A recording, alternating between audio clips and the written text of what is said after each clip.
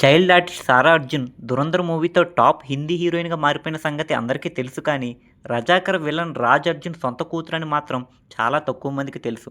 నిజానికి ఓ star actor కావాలన్న కోరికతో భోపాల్ నుంచి ముంబైకి వచ్చిన ఈ రాజ్ అర్జున్ ఇప్పటికి కూడా సాధించలేనిది తన కూతురు 20 ఏళ్లకే సాధించేసిందని ఈ విలన్ గర్వపడుతున్నాడు. సారాను చిన్నప్పుడు చైల్డ్ ఆర్టిస్ట్ చేయాలని, పెద్దయ్యాక ఓ హీరోయిన్‌ని చేయాలని ఎప్పుడూ ప్లాన్ చేయలేదని, దానంతట అదే జరిగిందని అంటున్నాడు.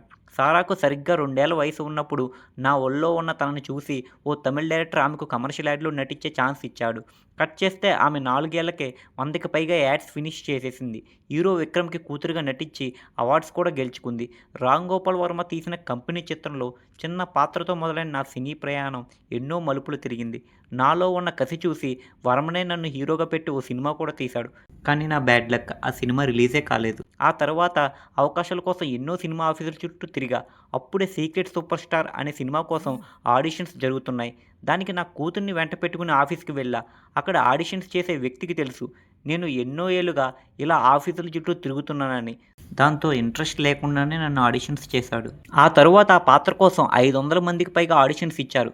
దాంతో ఈ అవకాశం కూడా పోయినట్లే అనుకున్నా. కానీ విచిత్రంగా ఆ క్యారెక్టర్‌కు నన్నే ఫైనల్ చేశారు. అంతేకాదు ఆ సినిమాలో నేను ప్లే చేసిన నెగెటివ్ రోల్‌కు మంచి ప్రశంసలు వచ్చి బాలీవుడ్‌లో చాలా ఆఫర్స్ వచ్చాయి.